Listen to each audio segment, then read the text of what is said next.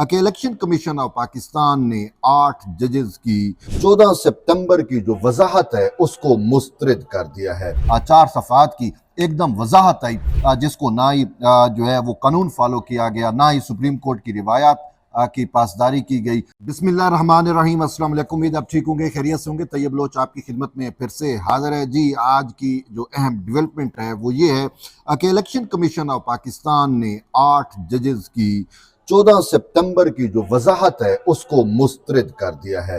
Election commission ने उस वजाहत को मुस्तरद करते हुए फिर से दोबारा सुप्रीम कोर्ट से रजू किया है और ये कहा है कि वो जो 14 सितंबर को जो 4 सफ़हात की वजाहत जारी की गई, जिसमें इलेक्शन कमीशन ऑफ पाकिस्तान को अमल दरामद पर ताखीर का जिम्मेदार ठहराते हुए संगीन नतैज की धमकियां दी गई, थ्रेट किया गया, उस सवाल से इलेक्शन कमीशन ने कहा है कि वो वजाहत गैर कानूनी है, उस वजाहत का कोई जो है वजूद नहीं था। और इसके साथ साथ उन्होंने कहा है कि सुप्रीम कोर्ट ऑफ पाकिस्तान अपनी उस वजाहत पर भी नजर सानी करे।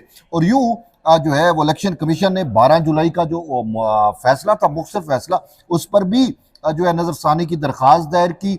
फिर उसके दरमियान जो है वो एक जो बच्चा पैदा हुआ तफसीली फैसले से पहले 14 सितंबर को, जब पार्लिमान का सेशन जो है वो चल रहा था और जिसमें मुजव्वज़ा आईनी तरमीम जो है वो पेश होनी थी, और उस मुजव्वज़ा आईनी तरमीम को रोकने के लिए सुप्रीम कोर्ट ऑफ पाकिस्तान के इन 8 मुअज़्ज़ज़ जज साहबान की जानिब से 4 सफ़ात की एकदम वजाहत आई, जिसको ना ही जो है वो कानून फॉलो किया गया, ना ही सुप्रीम कोर्ट की रिवायात की पासदारी की गई, और ना ही उस हवाले से कोई काज लिस्ट जारी की गई, ना ही फ्रीकैन को सुना गया, ना ही उसकी इन चैम्बर समात का हमें वजूद मिलता है, ना ओपन कोर्ट में समात का कोई वजूद मिलता है। पता नहीं वो कैसे एक वजाहत जारी कर दी गई थी। और बादियुल नज़र में भी, और जो अक्सर लीगल फिल्टर्निटी जो है वो भी यही कह रही है कि वो वजाहत दरअसल पार्लिमान को उस आइन साजी से रोकने के लिए जारी की गई थी, जो एक टोटल पॉलिटिकल नेचर की थी, और उसमें इलेक्शन कमीशन को संगीन नतायज की धमकियां दे दी गई थी। यानी रगड़ा इलेक्शन कमीशन को यार है, तो उसको बेस बुनियाद बनाकर इलेक्शन कमीशन ने अब फिर से सुप्रीम कोर्ट में वजाहत वो जो नजरसानी है वो दायर की है। और यूं अगर मजमूई तौर पे देखें तो इलेक्शन कमीशन की 3 दरखास्तें आ चुकी हैं। 2 नज़रसानी की, एक 12 जुलाई के फैसले पर नज़रसानी, एक 14 सितंबर के उस मुख्तसर वजाहत पर नज़रसानी, और फिर एक जो है वो जो तफसीली फैसला आने के बाद और उधर से तरमीमी एक्ट आने के बाद जो है वो भी इलेक्शन कमीशन ने सुप्रीम कोर्ट से उस सवाल से भी रजू किया कि आप बताएं कि हम 8 जजेस के इस फैसले को मुकद्दम जाने या फिर हम पार्लिमान के बनाए हुए कानून को मुकद्दम जाने। ठीक है, अब चूंकि सारे मामला आप ही अदालत जो है वो इस टाइम सर अंजाम दे रही है, तो फिर आप हमें वजाहत जारी कर दें कि आया 8 जजेस जो हैं ये फोकियत रखते हैं या फिर पार्लिमान में जो अवामी मुंतखब नुमाइंदे हैं जिनको इख्तियार दिया गया है कि वो आइन साजी कर सकते हैं, वो कानून साजी कर सकते हैं, और उन्होंने जो इलेक्शन तरमीमी एक्ट पास किया है मखसूस नशिस्तों से मुतल्लिक, या कि हम उनके कानून पर अमल दरामद के पाबंद हैं, कि आप ही हमें इस पर वजाहत कर दें। तो यूं अब सारा का सारा मामला जो है वो सुप्रीम कोर्ट ऑफ पाकिस्तान में जो है वो आ चुका है। अब देखते हैं सुप्रीम कोर्ट ऑफ पाकिस्तान इस मामले पर जो है वो क्या करती है। इससे पहले भी अगर मैं आपको बताऊं कि वो जो मुख्तसर फैसला था, उस फैसले के खिलाफ पाकिस्तान पीपल्स पार्टी, पाकिस्तान मुस्लिम लीग नून, वो दोनों जमातें भी सुप्रीम कोर्ट के उस 12 जुलाई के फैसले को चैलेंज कर चुकी हैं और नज़रसानी की दरख्वास्त दायर कर चुकी हैं, लेकिन वो दरख्वास्त फिक्स नहीं हो रही। और इसमें मसला ये नहीं है कि फिक्स करने नहीं दी जा रही।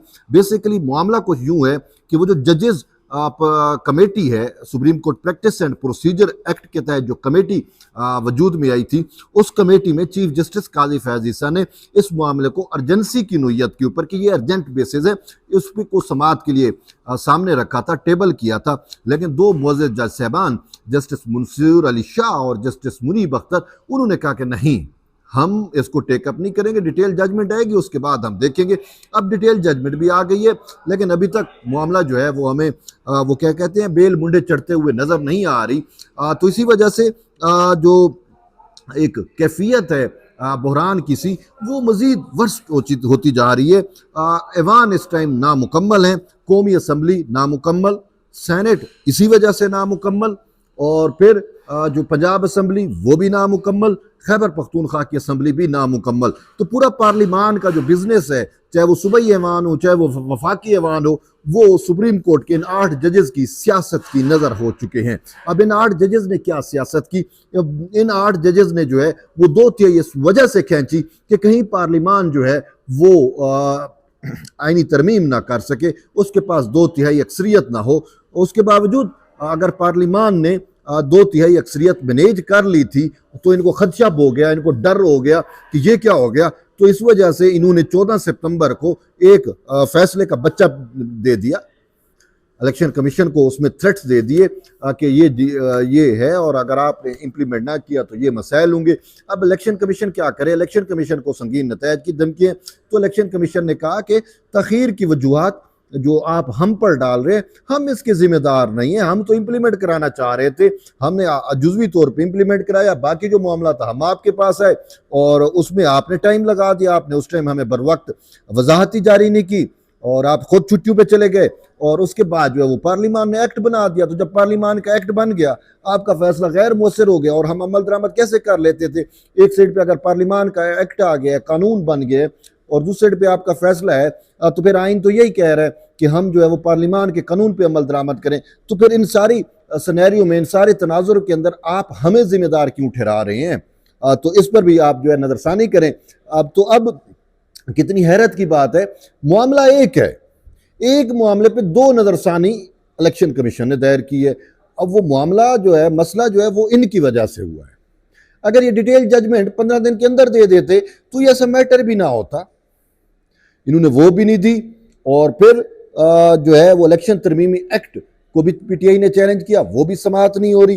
तो बहरहाल मामला जो हैं वो अभी सुप्रीम कोर्ट से तो हमें सुलझते हुए नजर नहीं आ रहे। और बाकी बच्चा ये कि सुप्रीम कोर्ट ऑफ पाकिस्तान के चीफ जस्टिस के खिलाफ ऑलरेडी जुडिशियल कू है, उसको काम नहीं करने दिया जा रहा। वो कोई काम करता है तो जजेस जो उस कमेटी का हिस्सा हैं वो जो है कभी नहीं बैठते, कभी इख्तलाफ कर जाते हैं, कभी क्या करते हैं, कभी क्या करते हैं। इसी वजह से आर्डीनेंस आ गया। अब उस आर्डीनेंस पे मंसूर अली शाह ने तहफ़्फ़ुज़ात कर दिए। तो बहरहाल मंसूर अली शाह को तो सही तौर पे आईना दिखाया है चीफ जस्टिस काजी फैज़ ईसा ने और जस्टिस मुनीब अख्तर भी जो है वो मिसकंडक्ट के जो हैं वो मुर्तकब हो चुके हैं। लेकिन इलेक्शन कमीशन जो है वो खुद कंफ्यूज हो गया, उसने अभी तक अमल दरामद नहीं किया, वो भी अब सुप्रीम कोर्ट में आ गया। क्योंकि देखें, जो संगीन नतायज की धमकियां दी गई हैं, जिस तरीके से इलेक्शन कमीशन को वार्न किया गया है और उसके पूरे प्रोसेस को एवं ही अंडर क्वेश्चन कर दिया इन्होंने। क्योंकि इनकी मर्जी, इनकी मंशा तो ये थी कि सब कुछ तरीके इंसाफ को मिल जाए।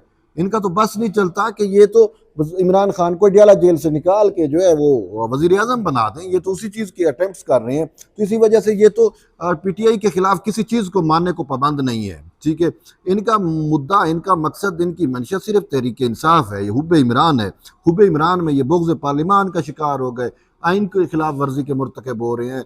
और इलेक्शन कमीशन जो एक आइनी इदारा है, जो खुद मुख्तार इदारा है, उसके ऊपर भी इन्होंने तलवारें लटका दी हैं। 187 है सही मंसूर अली शाह के पास, वो एक नई जुरिस्प्रूडेंस उन्होंने डेवलप कर ली है, पता नहीं कहाँ से लेके आ गए, उनके मंतक में, उनके दिमाग में कहाँ से वो आ गई। तो अब वो उसके तहत सुप्रीम कोर्ट के रूल्स को भी जो है वो साइड पे फेंक रहे हैं, अपने हलफनामे को भी साइड पे फेंक रहे हैं। सिर्फ 187 को इन्होंने मुकद्दस किया हुआ है, मुकद्दम रखा हुआ है और बाकी सब कुछ साइड पे कर रहे हैं। तो बहरहाल अब मामलात के सिमत जाते हैं, ये तो वक्त ही बताएगा। तो इलेक्शन कमीशन जो है वो अभी दूर दराज तक हमें नज़र नहीं आ रहा कि इलेक्शन कमीशन अमल दरामद करे।